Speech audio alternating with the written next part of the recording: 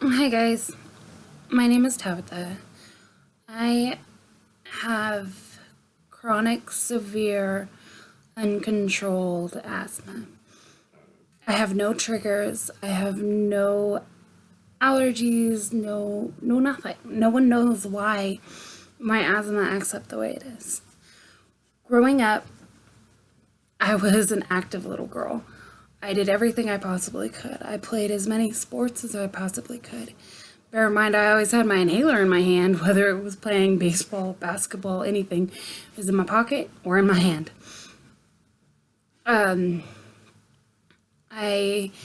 went swimming as much as I could. I sang in choir, in church, and anything that like everything. I did everything I could to strengthen my lungs so they would get stronger instead of worse. But now here I am at the age of 27 and I my lungs are in worse shape than they have ever been. I've been hospitalized 18 times in the past 2 years. I had my specialist agreed that I would hopefully benefit from the bronchial thermoplasty procedure. I've already had 3 of those procedures done, and so far I haven't noticed a difference. My last procedure was in March. Right after the procedure, they were planning on discharging me because it's supposed to be an in and out kind of thing. And it didn't work out that way. I woke up from anesthesia and was coughing a lot to the point of where they had to actually sedate me about three times. Once I started to wake up, they sedated me 3 other times. They After they decided that I wasn't going to be released, they went ahead and transferred me to just the med surge floor, which is fine. But I get up there and I was coughing a lot still. I was having a lot of pain in my chest from in the lobes that they did the procedure in. And I couldn't take a full breath in. I couldn't move air down to the lower lobes. So once I got to med surge, an hour later, we're sending you to ICU. So they sent me down to the ICU, and the nurse that was my nurse from the ICU went ahead and was like, "What's your family's phone number? We need to put it on the board just because the odds of you being intubated right now are really high." So gave them the information, and they put me on what they call Heliox, which is oxygen and helium, and it's actually pretty cool stuff.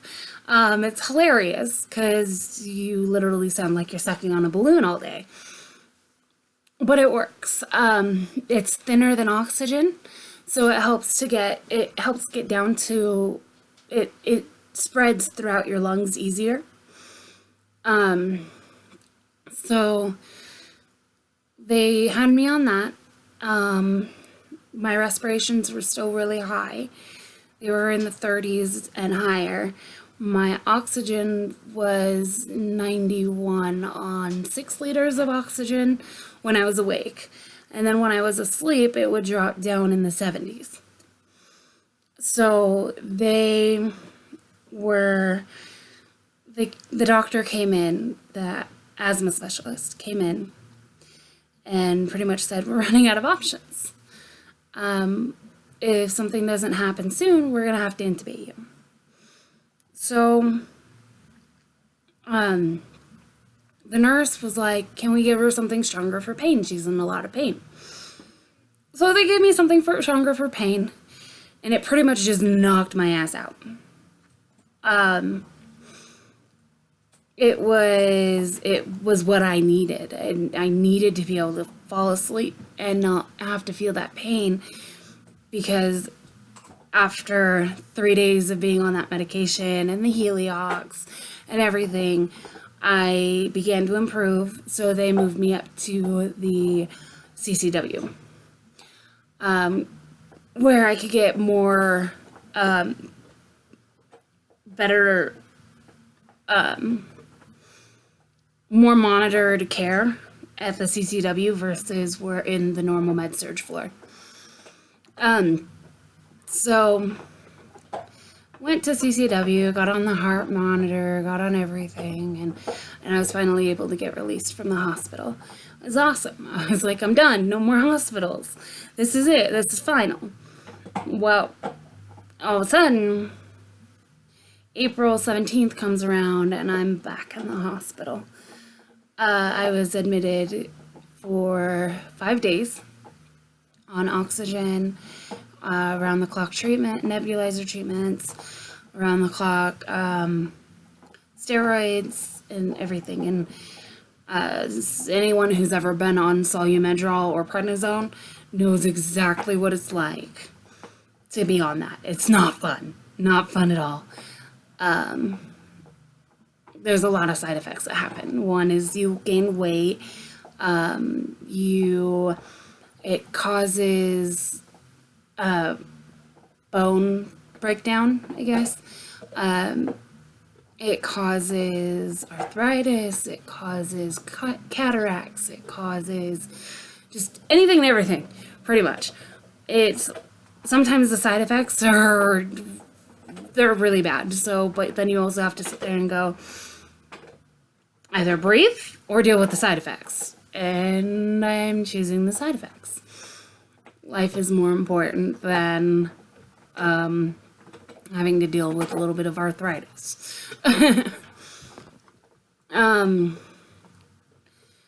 But yeah, so that happened, and I know my body so well, I know my lungs really well, that when they start to act up, when my asthma starts to act up, I know when that is going to, at the beginning of the attack, I know whether or not I'm going to end up in the hospital or if it's something that's just going to pass. Well, for the past 3 days, I've been having issues with my breathing again. And I can't take a shower without needing to take a treatment. I can't feed my dogs. I can't bend over and pick up my dog's food bowl to give them food without needing to take a treatment. I can't lift up anything. I can't walk to my car without needing a nebulizer treatment. Don't mind that noise. It's my dog Luna chewing on her dog bone. But yeah, it's a struggle. It really is. Asthma affects your daily life. I haven't been able to work because of my asthma. Every time I go to work, I end up having an asthma attack and I'm in the hospital again. And there's different levels of asthma. You can have very mild where people just use an inhaler. Just a regular inhaler. You have asthma that required inhaled steroids like Advair or other medications that help.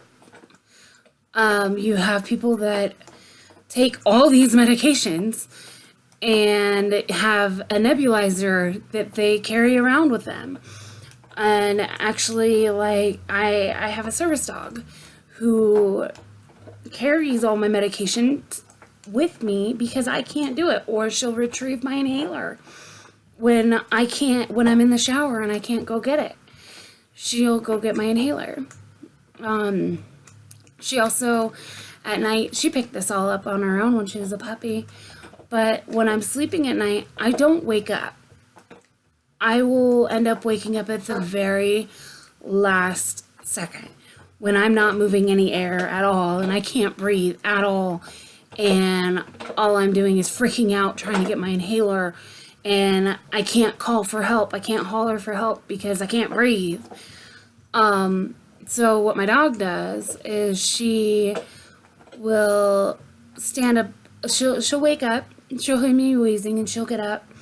And she comes over, and she stands over me and looks at me. And then if I don't wake up by her staring at me, then she'll start licking my face and be like, Mom, you're making noises. You need to wake up and take a treatment, pretty much.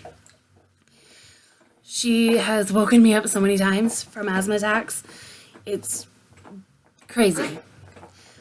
But, yeah, it's not easy having asthma. It's not easy having to think about what you're going to do or where you're going to go, and making sure that you can have access to power plugs for your nebulizer.